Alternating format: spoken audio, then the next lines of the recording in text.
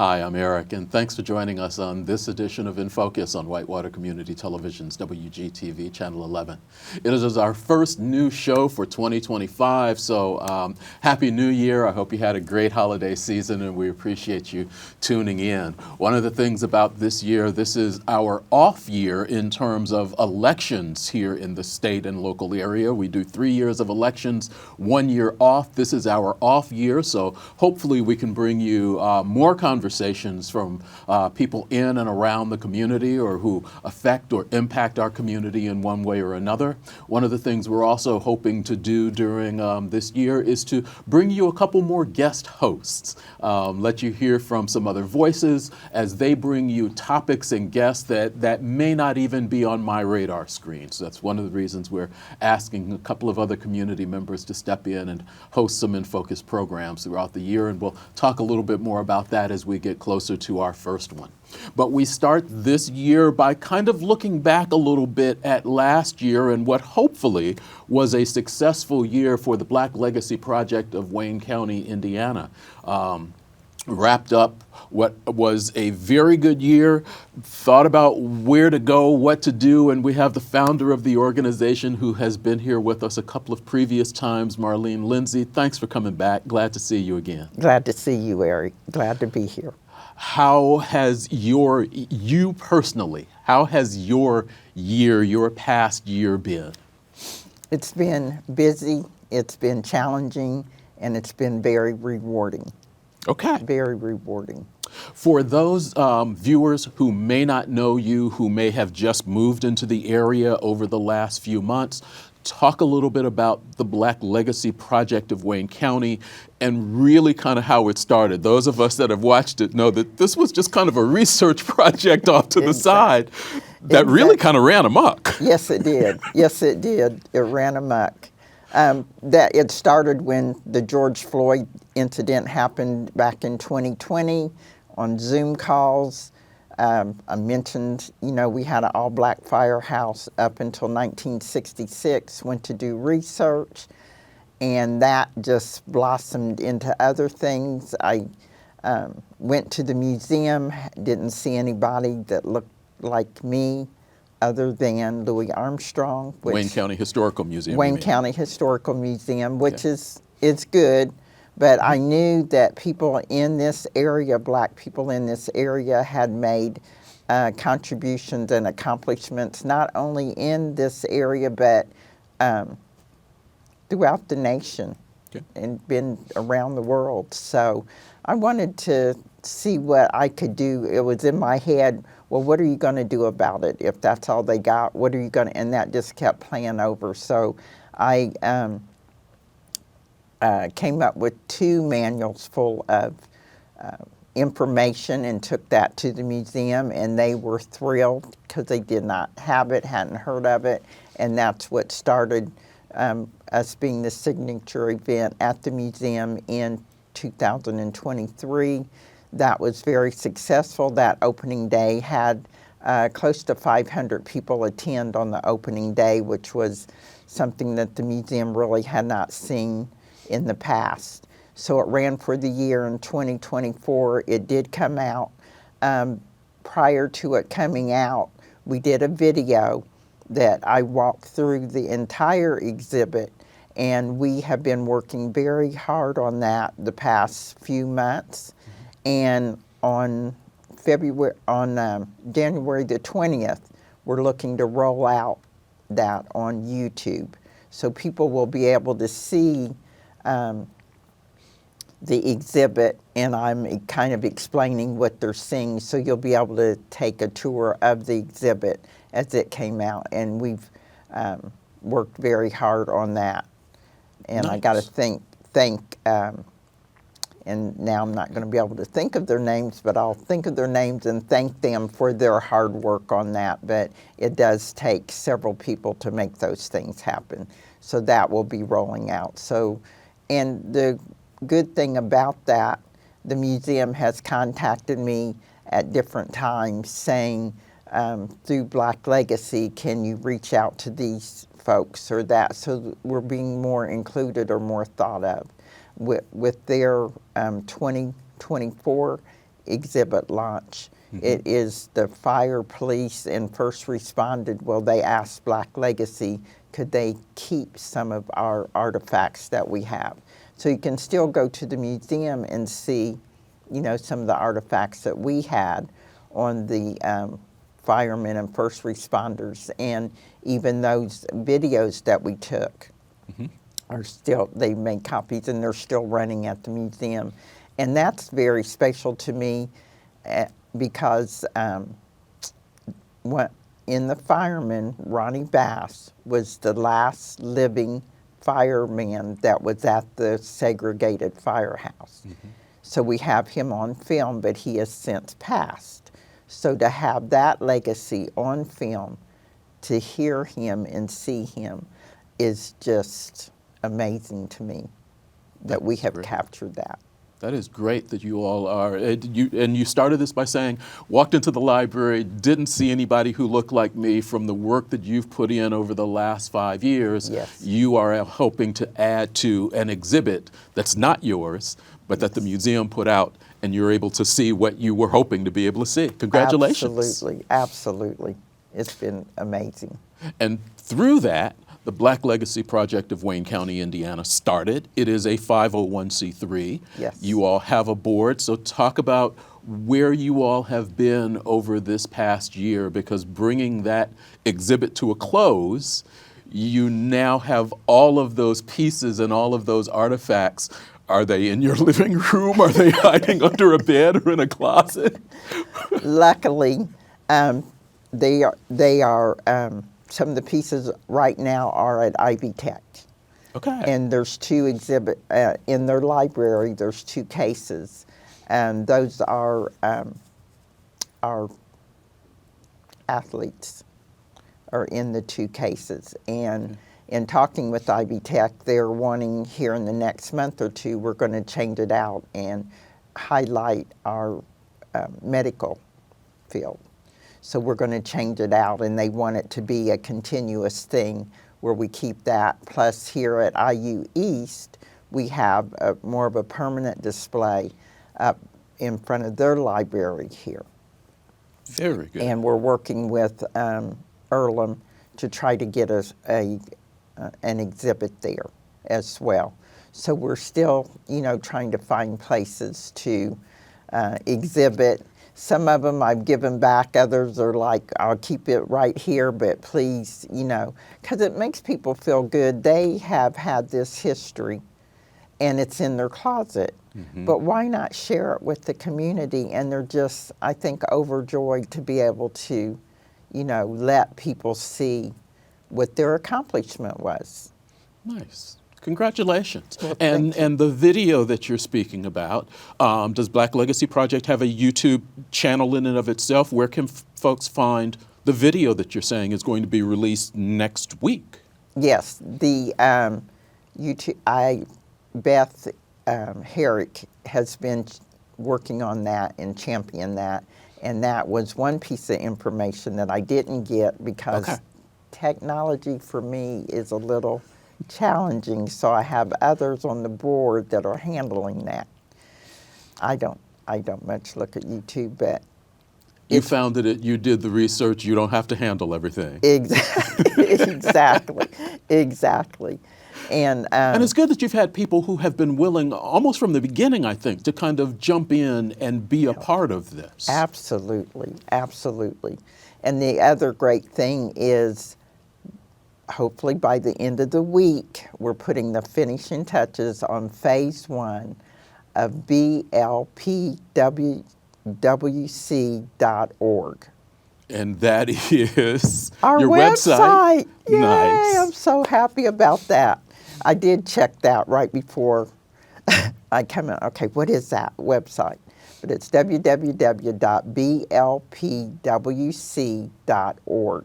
It's phase 1.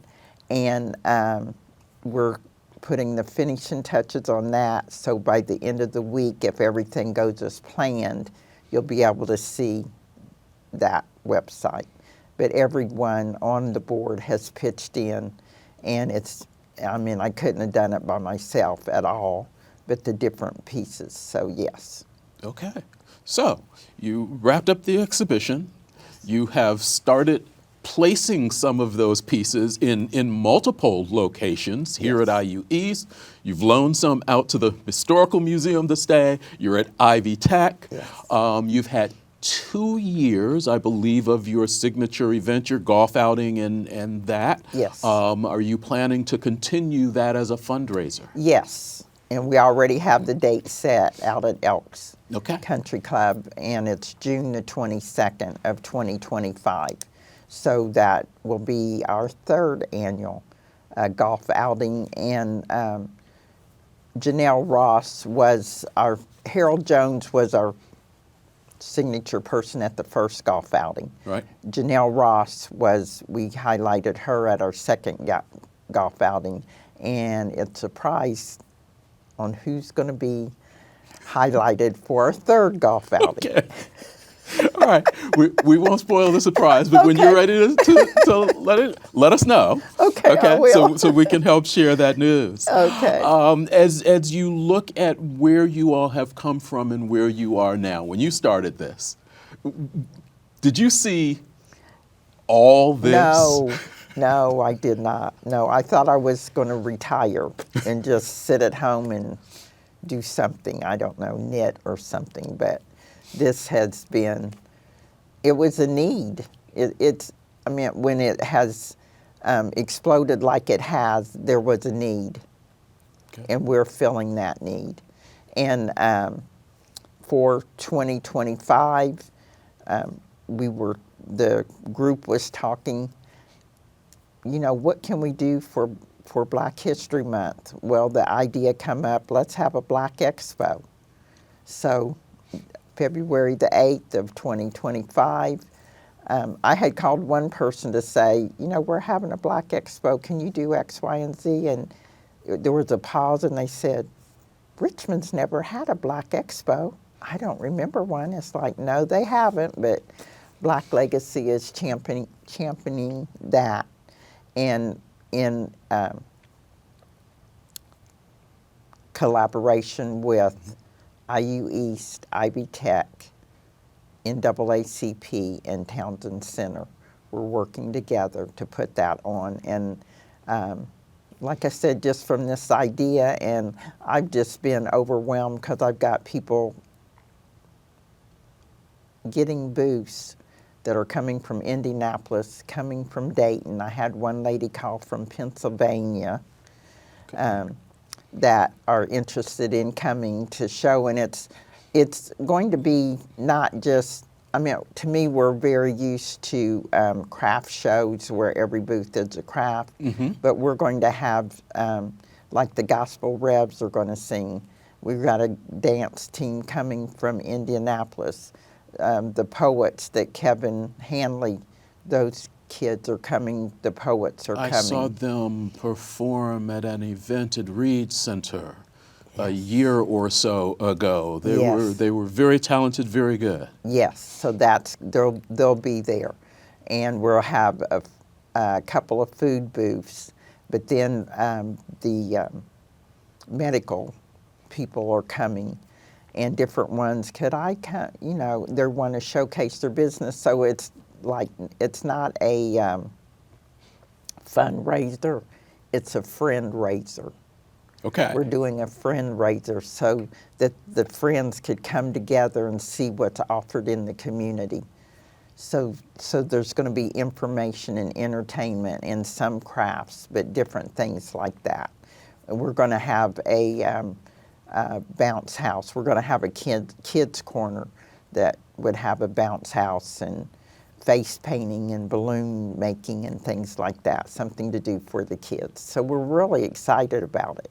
Nice. This is coming up February 8th. Yes. From what time to what time and where again? 12 to 5 at the Coleman Center. Okay.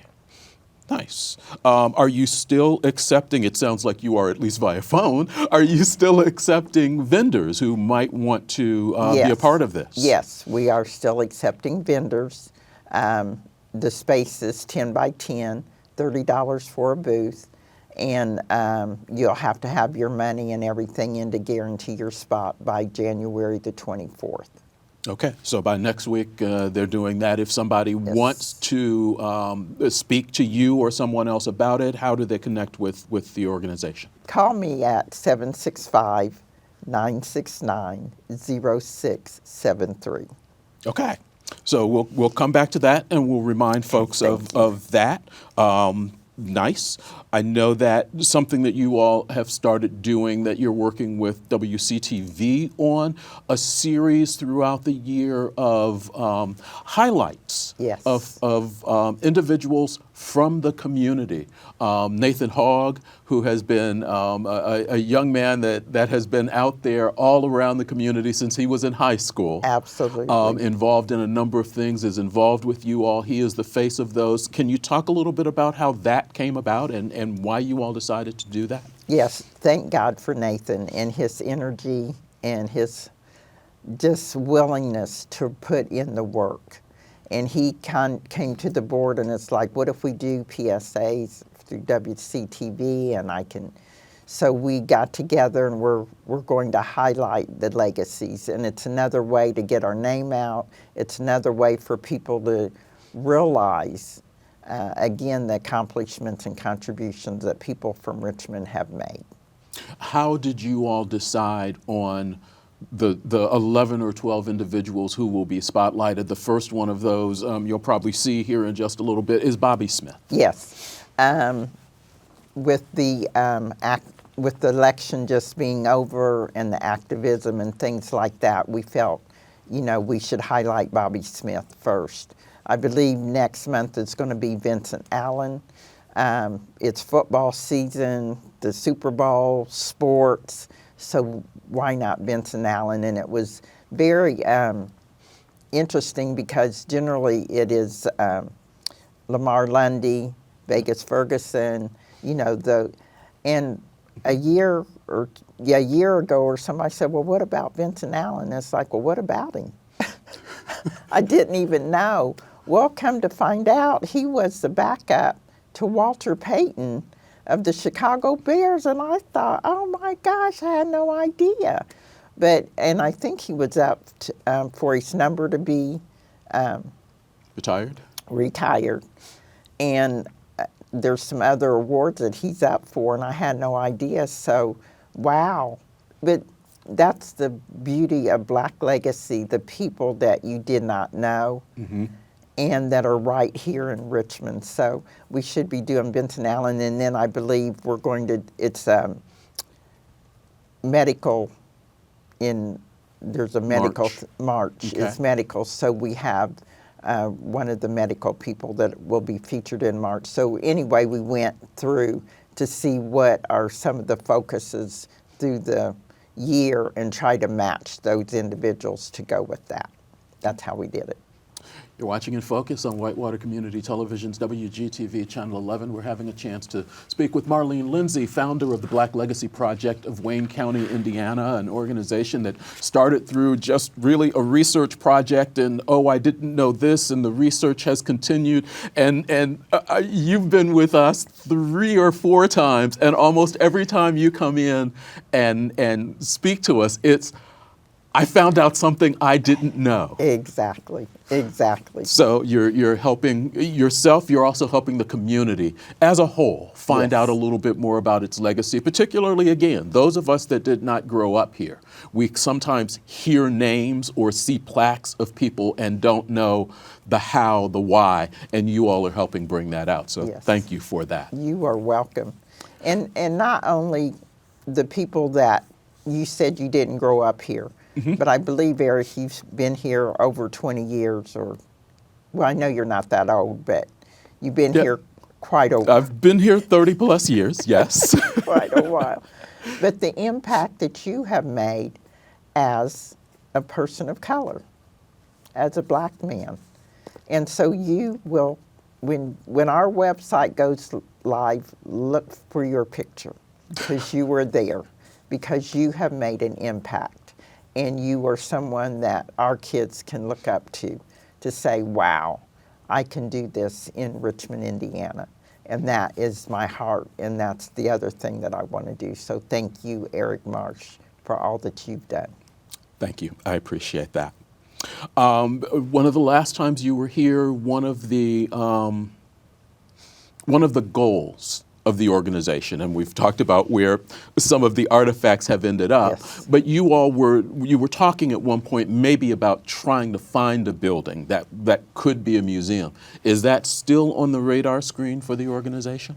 It's on the radar screen, but my passion was to get the website up because that would reach my cousin in California or somebody that donated something from Georgia. So that became more of a need and a focus to get things digitally. And the way this country's going, more things are going digitally than it is a brick and mortar. So I've kind of put that on the back burner for now till I can see where everything's going. But the focus is to have the exhibits traveling and put them in different places so different people can see them and then switch them out instead of just having one location where you have to wait for someone to come in to where we can do it. So that's kind of the focus. Nice. So you mentioned maybe some of the artifacts from the exhibit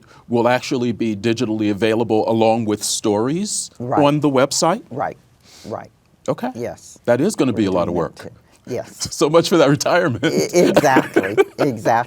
And in mentioning that, volunteers, please, we need members. You know, if you have a niche that you like to do, we have one lady that likes to interview people, so she's helping out by doing interviews of different legacies. But if you'd like to create or write or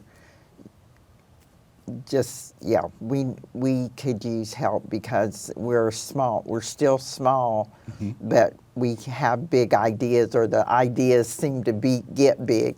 And so we need people to help and to fill a part because it is a community thing. It takes a village, and this project takes a village. If someone is interested in answering that call to volunteer, message you all on Facebook? Is that the best way to do it? Yes, message us on Facebook. Okay. As you continue through 2025, and it's already a busy 2025 because you have your event, your Black Expo, coming up on February 8th at the Coleman Center. You've got your golf outing coming up on June 22nd. Yes. Is there anything else in 2025 that you all are going to be involved in or collaborating with? Because it sounds like that's really where you all are making some inroads, and that you all are collaborating with a number of different organizations, whether it be towns and the NAACP, the colleges. So talk about how that continues during this year. We are working, our education committee is working to get in the schools, and there's and I don't remember, it's words for something about words, or there's a certain word. The word of the month that they've been putting out for a few years now, actually. Corey Essentials is handling that. Yes. So we're trying to get in with them to show. I think the word for January or February is unique. So we have legacies that would show their uniqueness, so that the school could use that. So we're working on getting in the school to be a part of that, to provide legacies that they could show the children. So it's getting in the schools is one of the big focuses for the, I'm still working with the kids from Earl. I'm working with I have some interns from IU East. The one intern is working, we have a meeting with Indiana Landmarks at the end of the week in trying to make Mary E. Hill Home a national landmark, or to save the building, because what she had blueprints, it was land her and her husband had, and with the community help, they built the first nursing home for Black women in the 1950s, and that building is still standing. Many people don't know about it or know that it even existed, but we're working on that. So that's another thing that we're doing, trying to get that on the national landmark or a memento or something there at that building. Retirement just keeps moving farther and farther down the road. It does. Oh my goodness. Okay. Yes. Is there anything else? You've surprised me with a couple of things here, so I'm just going to go, is there anything else I haven't asked you about that you want to make sure the community is aware of? Probably when I leave, I'll go, doggone it, I should have said so-and-so, but right Send now. me an email Okay, and we I will will. have you back. Okay. All right, so want to highlight one more time. The Black Expo is coming up on February 8th at the Coleman Center. Businesses that would like to exhibit can still connect with you all Yes. on Facebook through, what's the date again, next week?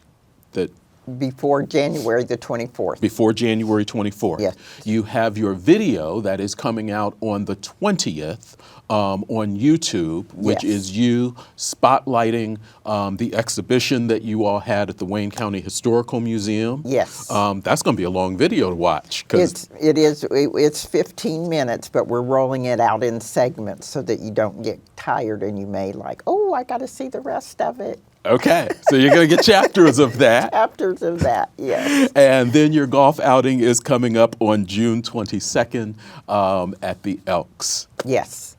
And don't forget our website is going, and the website is phase 1 and it's in progress. So if you don't see your person or whatever, you can contact us, but it is very labor intensive to get that up and out, phase 1. And the phase 1 of the website should be up by the end of this week. Yes. Okay. We plan on putting it live by the end of this week.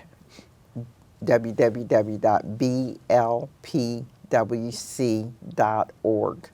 All right. A lot going on with the Black Legacy Project of Wayne County, Indiana. Marlene Lindsey, founder of the organization and researcher supreme. You have found out a lot of great information. We, as a community, thank you truly for the work that you have done, because you are spotlighting some people who probably need to be spotlighted, that the community needs to know about, not to forget about. So thank you truly for your efforts on that. You're welcome. Thank you. Thanks for being with us today. You're welcome. We'll be back with more In Focus in just a moment.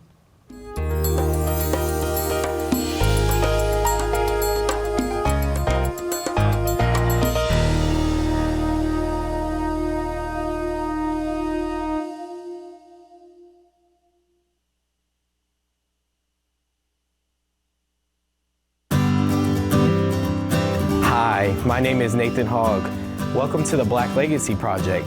In this series, we will highlight Black leaders in our community. Bobby Smith dedicated his life to civil rights and advocating for people. Smith founded the local NAACP chapter. His legacy continues with the naming of the Richmond Housing Authority Bobby Smith Apartments. For more about Bobby Smith and other legacies, visit our Facebook page. This PSA is brought to you by the Black Legacy Project of Wayne County and the Wayne County Foundation. Hi, I'm Eric. Join us on this month's Access to the Arts as we have a conversation with Sean Dingworth from the Richmond Art Museum. We find out about Palette to Palette. Dustin Schumann is back with us. We hear about stinky cheese at RCT. And we talk to Ed Delapause about the upcoming Richmond Meltdown. Watch Access to the Arts on Thursday nights at 9 p.m. on WETV Channel 20 and on the WCTV YouTube channel.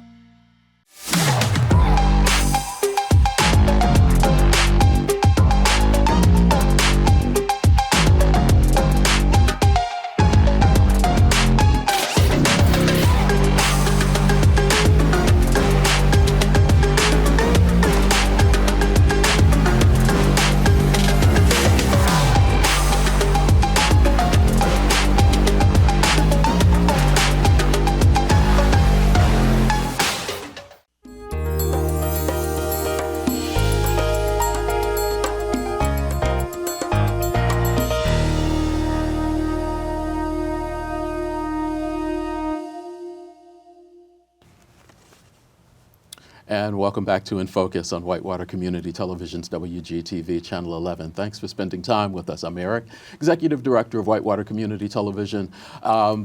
Great first half of the program. Appreciate again Marlene Lindsey for sitting in with us and updating us on the Black Legacy Project of Wayne County, Indiana, and all that they've got going on, things that I didn't even know before we started that conversation. I'm happy to have with me Terri Flood, Vice President of Business and Development Marketing. There's a title. For Wayne Healthcare. First chance I'm having to have a chance to speak with Terri in this setting. I've had a chance to speak with Terri previously. Thanks for joining me here. Thank you for the opportunity. Let's start with you a little bit of your background that you want to tell us about where you're from, how you got into healthcare, whatever you want to share. Sure. Well, I'm originally from a small town in Kentucky, Maysville, Kentucky. It's along the river. But as far as after that, I went on to Western Kentucky University, which is in Bowling Green, Kentucky. And there I got an undergraduate degree, Bachelor's of Science degree in Family Studies with a minor in psychology. Went on to get a master's degree in healthcare administration and also a certification in leadership studies. Okay. I feel dumber already.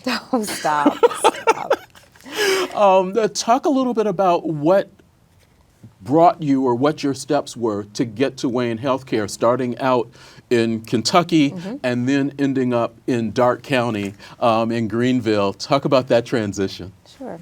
Well, sometimes we plan a path for ourselves, but often we take a detour along those plans. And so for me, ended up at Western Kentucky University, worked at the health center, so I had an opportunity to learn a lot from those folks who were instrumental in health and wellness and education, and then also on the administrative side of things.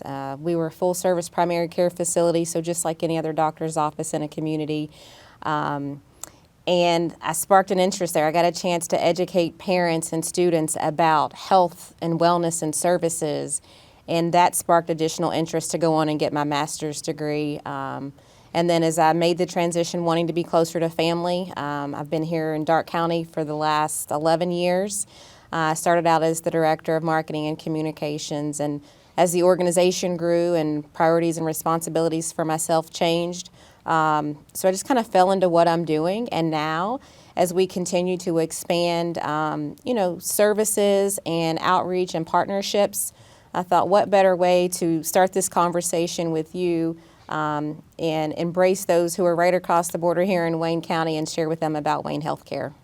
You all have relationships with other organizations, including working some with Reed Health. We do. And as we're going to talk today about some of our services and programs, specifically with, Heart Month coming up, Dr. Henry Chong has been very instrumental in some of our cardiology care in our community and has been over the years. So that's one opportunity of how we've partnered with Reed, particularly Bethel Cardiology, to educate patients in the community about services that are available to them.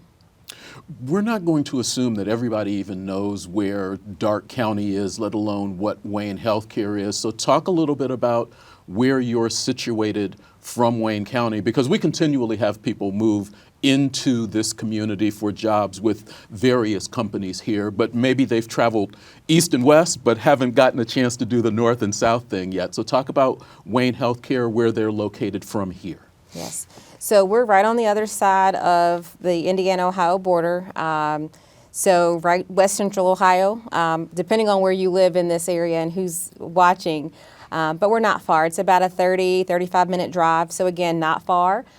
We recognize that people are looking for options when we talk about care. So within that, I would say 30 to 45-mile radius, people are willing to drive that. And so we're not far. We recognize that we have members that in our community that work there, live there, but again, they're driving to and from within this area. So why not expose them and make them aware of the services that we have available as well? Wayne Healthcare has a history, a long history. You were just telling me yesterday was 103 years? 103 years. So, there's not a lot of independent hospitals that still exist in America. And so we're fortunate to still be standing, locally owned and operated.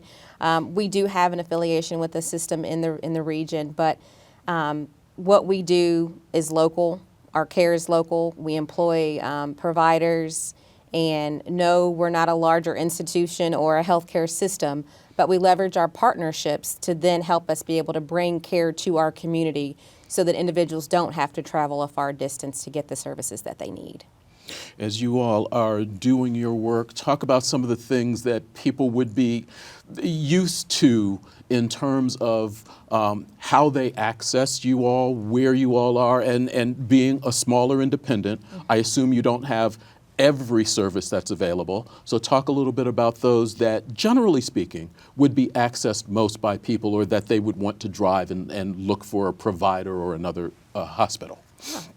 Well, I'll start with our employed providers. Again, very small primary care practice group. We've got 2 nurse practitioners there. But again, while there is an FQHC, a federally qualified health center in Darke County, which is ran by Family Health, we know that there's a shortage of providers.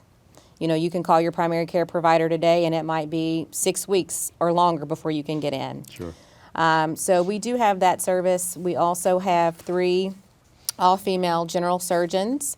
So when you think about colonoscopies and other GI-related services, we can offer you those services, scopes and things. We have OBGYN, 2 physicians, and a nurse practitioner. So while many places are closing their obstetrics and maternity services, we're still very, very fortunate to offer those services to our community. So we have a brand new, well, it's a few years old, but a brand new Special Beginnings is what we call it, maternity area. So if you're looking to deliver or know somebody that is, right across the border, we've got an amazing space there. Tried to make it as home-like, with home-like amenities as possible. And then we also have cardiology services. We employ 1 physician and a PA in our cardiology practice. So again, not large offerings when we think about our employed services, but we do have those services. And we do also have, we've become known in the region. We were the first to have the Mako robotic technology. So when you think about joint replacements, knees and hips, we have a partnership with Orthopedic Associates. And that is something that we're continuing to grow and advance throughout the region as well, because they have offices in different places. But from a surgical standpoint, coming to Wayne is where we want people to come for that service.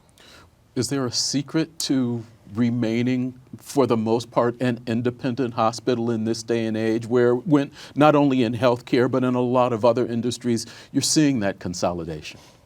Correct. You are seeing a lot of mergers and acquisitions and so forth. So, you know, I would say our partnerships, leveraging our partnerships has worked well for us. We're very nimble. We're able to move a lot quicker than a lot of the larger systems when it comes to advancing forward these type of opportunities. So it's really served us well, and that's why we're still standing pretty much independently for the last 103 years.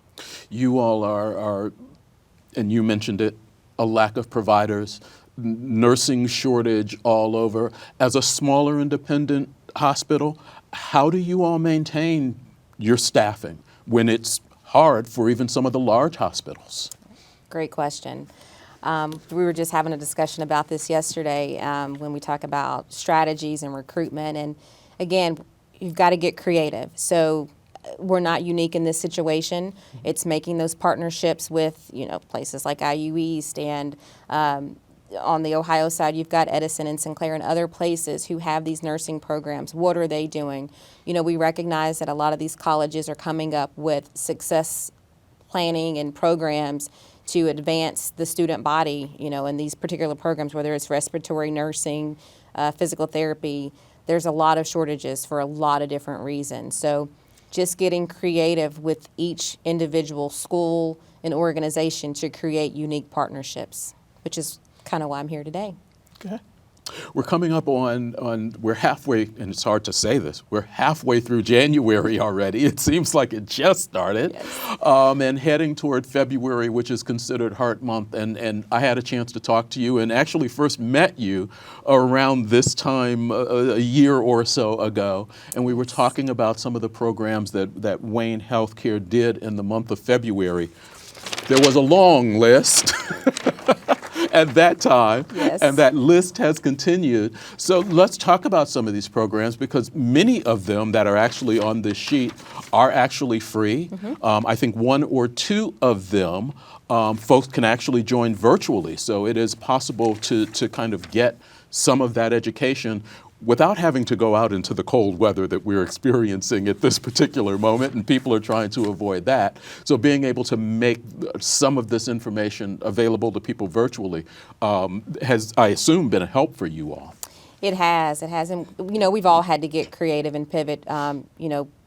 Before the pandemic, we all kind of navigated and operated a little bit differently. But making things available to people virtually is certainly something that we're all striving to do more consistently and more regularly, even though we would like for people to come out, face to face and be with us. Sure. Talk about one or two of the things. Let's start off with that are really important. February 4th, actually. Let's start at the beginning of the month, where you've got Breaking Down Heart Failure. Yes, and that is with Dr. Henry Tong, who you heard me mention previously, and his nurse practitioner. So they're going to be talking about breaking down systolic and diastolic. So when you think about your blood pressure, the top number and the bottom number, 120/80 has been that baseline for many years, but it varies and fluctuates. But I wish I could hit that. I know, you and me both. But knowing what your numbers are, again, that is what we want people to recognize, is that knowing your blood pressure is so key, because it throws so many things in your body off, whether you're at risk for other chronic diseases or heart disease, just other things that's happening in your body. 9 times out of 10, that is one of the first indicators. If that is too high or too low, it's telling you something's going wrong within your body. And so you need to get care immediately to address whatever's happening. Okay. I'll let you decide where we go next. There's so much on here. What do you really want people to know and really be aware of in terms of events coming up in this next month that they would want to know about, that they need to know about, or that the wife can kind of get the husband to go, because we're guys. We don't want to do it. We're not going. We don't care about our numbers, generally speaking. So normally it's the wife or the girlfriend that are pushing us toward making sure we get those doctors' information. Yeah, I would agree. We know that women oftentimes make those household decisions and are really pushing forward. Hey, make sure you get your annual screenings and these tests done. But in reality, it is up to us as individuals to take ownership in our own health. So regardless of age, make sure you know your numbers. So what I would say is there is education available, and we're promoting awareness of our heart health related services through the month of February. Primarily on Tuesdays and Thursdays throughout the month of February, you're going to find an event available at Wayne Healthcare. Go to February 11th, and diabetes is another problem area, I think, throughout Indiana as a whole. Having talked to healthcare providers here in Wayne County has high numbers in that area also. So you all focusing on that is not a surprise. It is not a surprise. It's the same in Darke County, and we're actually going to be having some conversations with community leaders and partners next week regarding our community health needs assessment to talk about some of these things. But we do offer monthly free diabetes wellness education. Karen Dresch. Monthly. So this is not just a February type of situation. That's correct. But we want to highlight that. Karen Dresch, our diabetes educator, does a phenomenal job in our nutrition lab. It's a free program, again, around the noon hour, and we encourage people to come out noon to 1. I'm pretty sure, yep, on the 11th, like you said. So yeah, this information will be available on our website and social media. We do also print it in the local newspapers and those in the surrounding areas, because we recognize that people still do read the newspaper as well. There are people who do want to still continue to open that newspaper. So it's a matter of hitting people where they are. You all are aware of that and focused on just the health of the community. Absolutely.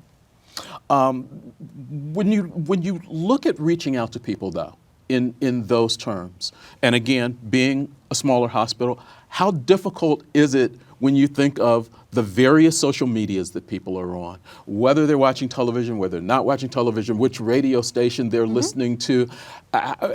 What's the difficulty for you all in trying to make all of those little connections so people see it enough times that they act on it? Because I can see that and go, oh, that's nice. But if I don't see it again, it would have been nice and it would be gone.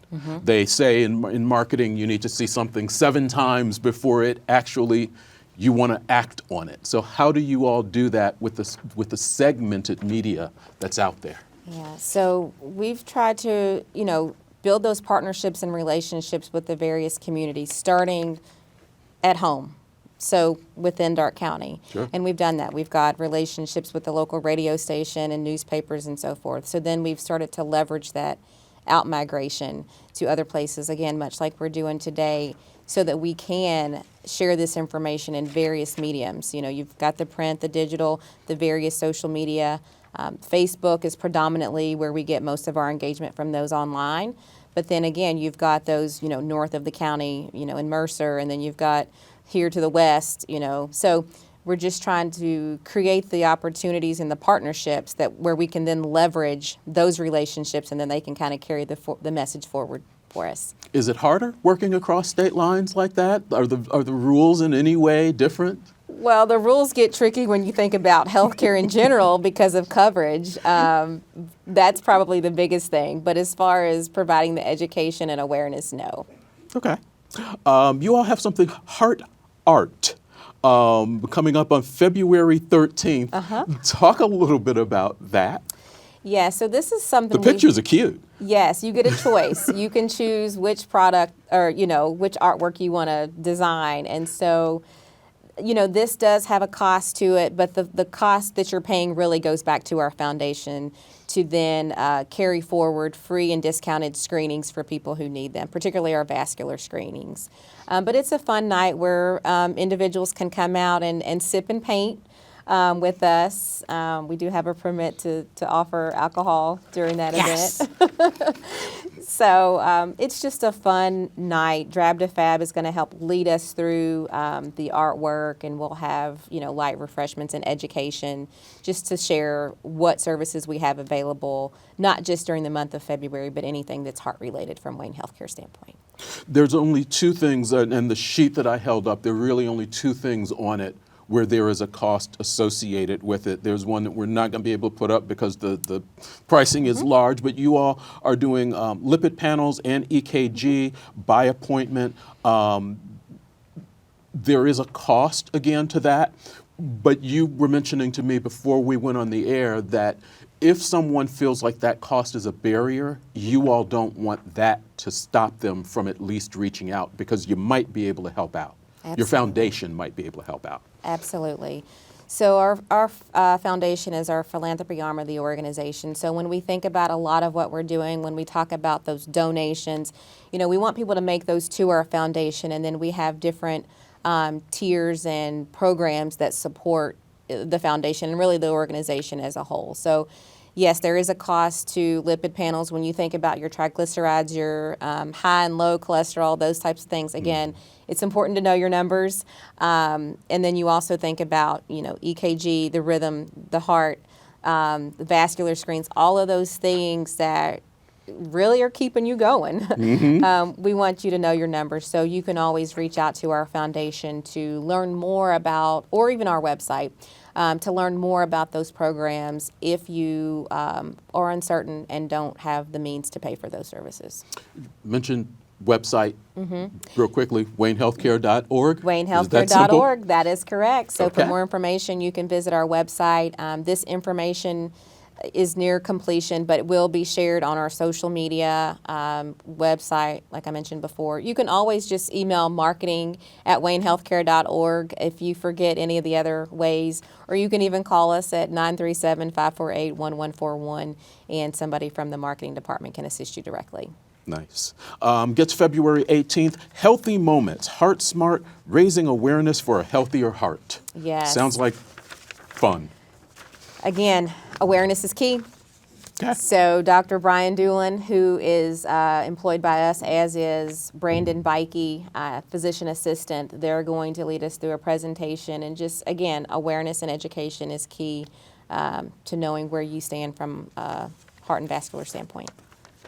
February 18th, Health and Wellness event. Play Healthy Jeopardy. It's a game? It's a game. Okay. So we like to have fun. So Robin Fitzann, who is our wellness coordinator, she is going to lead these efforts. Again, playing Jeopardy, and it is fun. So really, it's just an opportunity to test your heart health knowledge. So come out and have some fun with us February the 18th from 1:30 to 2:30 if you think that's something you'd be interested in. Sounds like a lot of fun. Now, we used to do a cooking show. Actually, we've taken a couple of turns at doing a cooking show. So your cooking demonstration on the 25th sounds like an interesting event. Well, we would love to have you, you know, if you're able to make it. Again, that's led by Karen Dresch, who is our diabetes educator. So it's around the noon hour, free. So The magic word. The magic word. So again, it's open to the community. There's going to be samples available. So if you're available, we encourage you to come out. There's an initiative that you all have that I'm going to kind of let you talk about, because you talk about knowing your numbers, and sometimes things just kind of happen. You all have a Healthy Heart Initiative. It's the Bob Mankey Healthy Heart Initiative. You were telling me about this, and hopefully I did that correctly. Before we went on the air, it's really a sad story. It is. I'll just give the highlights because I encourage people to go to our website as well as our YouTube page to watch the video. It is very impactful. But high level, Bob Mankey, 38-year-old man, out with his daughter running many years ago. He and his daughter Lauren, and he collapsed. And unbeknownst to him, had a heart condition, but had never been, told that he had any type of condition. And so at 30-something years old, 30. that's probably not something most people are having checked out just because you're thinking, healthy, that's runner, older. haven't had any issues. Sure. We can't let that define us. We don't know what's happening inside of our bodies, even if we feel healthy, right? So she was much younger at the time, is now in medical school. And again, I'm encouraging people to watch the video. But the family has, basically, we've partnered with them and have an endowment. So again, as we talk about heart awareness, being proactive and carrying things forward from an awareness standpoint, specifically our vascular screens, they're offered at a discount price because we believe that, this possibly could have been prevented. We'll never know. Right. But going forward, we want people to be screened. And this is a way to do it. And so this family matches what's put toward when you give a donation specifically towards this cause. So it's a great story. We've been able to save a lot of lives, and we want to continue to help others be aware of where they stand from a health and wellness standpoint. You can tell that you all want people to do this. You've got free blood pressure checks Monday through Friday, 8 to 3. Just kind of out there. Just walk into our wellness center. If you're at the hospital, we've got 2 entrances for those who have been to the hospital before. The Schweitzer Street side is what people have known to be the main entrance previously. But on the expanded area where we did our 2021 edition, where we have our new wellness center, inpatient unit, and obstetrics unit, if you come into that side of the facility, which is the Harrison entrance, right inside the entrance there, you'll see signage for our wellness center. And so, again, Monday through Friday, 8 to 3, you can come in and get your blood pressure checked for free. Nice. I know we've run through a list of things that you all are doing in the upcoming month, but obviously your doors are open all day, every day. The voice in my head is telling me we're down to our last couple of minutes. Sure. I obviously haven't asked you everything. In this couple of minutes, what do you want the community to know about Heart Month, about Wayne Healthcare in particular, or whatever? I'm just going to kind of let you have the floor for a minute or two. Okay. Again, health education and awareness is big for us because there are things that can be prevented. And so, yes, we're a hospital, but in the same token, we want people to be well. And so we have a play in that, as do every individual. regardless of age. So we do things with our youth all the way up into geriatric. So regardless of where you fall in that spectrum, let me back it up, even to birth, right, because we have obstetrics. But regardless of where you fall in that spectrum, we have something for you. And we want people to be well. We want them to know that there are free opportunities available to them. We also want people to know that there are partnerships and other opportunities available too. You know, you can contact me directly at the hospital if there's something that you think, you know, there's an opportunity to connect or partner there. Or we'd like to bring this to our employees. Whatever that is, we're here for the greater good of the community, and we want people to know that. When you say community, that is a term that has continued to expand. Most people used to think their immediate town is their community, but then it moved. It's definitely much more of a regional type of thing now. Yeah, community is really what you want it to be and how you define it. And so again, you heard me talk earlier about we focus primarily on our county a lot of these years, Sure. rightfully so. And we have to. Right. And that's just what we're used to. But now we're expanding borders, right? When we think about those who might live here in this community but drive across the border to work or vice versa. So people are driving for service. We know that. Make them aware of what's available to them. And so that's what we're doing. We're a community, and we want to continue to grow, and we want people to be healthy doing it, and we want them to know that they have choices. Terri Flood, Wayne Healthcare, waynehealthcare.org is one place to look. Also, if you're a Facebook user, definitely check them out on Facebook. And you mentioned that is where you all get most of your social media hits. Also, look for the Bob Menke video on YouTube. Yes, and we have a series of other videos that are on our YouTube page. If you're looking, you know, for the nursing career and you want to learn more about our nurses, or even our expansion that happened a couple of years ago, there's videos there that walk you through those spaces so you can get a visual of what they look like as well. Nice. Terri, appreciate the time. Thank you Thanks for the coming in. opportunity. We'll have you back. Thank you. Thank you for watching this week's edition of In Focus on Whitewater Community Television's WGTV Channel 11. If you missed any of this conversation, it's available on our Facebook page, on our YouTube page, and repeats all weekend on WGTV Channel 11. The audio is also available on G1013 and their sister station, 1490 AM, 100.9 FM, ESPN Radio, WKBV. Have a great weekend. As always, I wish you well.